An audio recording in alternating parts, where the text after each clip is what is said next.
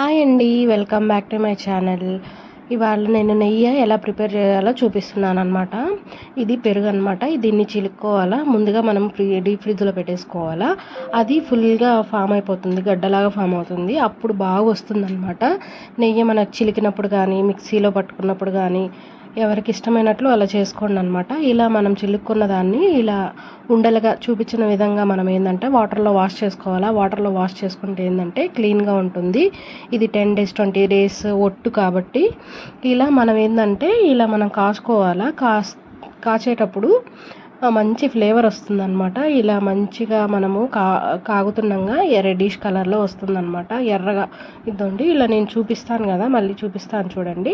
ఇదిగోండి ఇలాగా ఇంకా రెడ్గా రావాలన్నమాట. అప్పుడు దాకా మనం కాచుకోవాలి. ఇది ఎక్కువ రోజులు నిల్వ ఉండాలంటే మనం ఏంటంటే కొన్ని ఇంగ్రీడియంట్స్ ఉన్నాయి, అవి వేసుకుంటే ఎక్కువ రోజులు నిల్వ ఉంటుందన్నమాట. ఇది ఇంట్లో చేసిన గీ కాబట్టి చాలా బాగుంటుంది. మీరు ట్రై చేయండి. ఎవరైనా బర్రెలు అంటారు మా సైడు, కొన్ని సైడ్లు ఏంటంటే ఎనుములు కూడా అంటారు.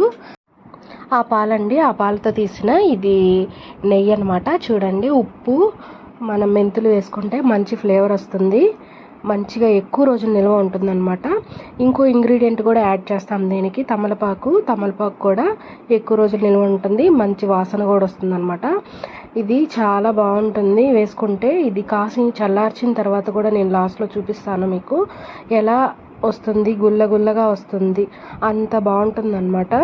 ఇది కానీ ఒక స్పూన్ వేసుకొని మనం అన్నంలో తింటే భలే ఉంటుందన్నమాట. అంత రుచిగా ఉంటుంది. ఇంట్లో ప్రిపేర్ చేసింది కదా, ఇది అంత బాగుంటుంది. ఇది మా అమ్మ ప్రిపేర్ చేసింది అనమాట. నేను ఇంటికి వచ్చినప్పుడు ఇలా వీడియో తీసుకొని మీ అందరికీ షేర్ చేస్తున్నాను ఎలా చేసుకోవాలి అన్నది. రాని వాళ్ళు ఉంటే చూసి నేర్చుకోండి.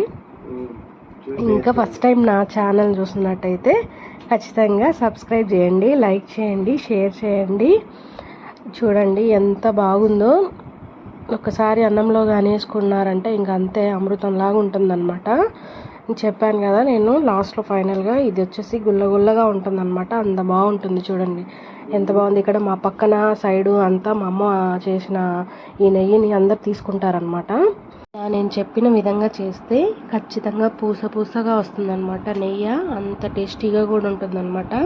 ట్రై చేయండి, లైక్ చేయండి.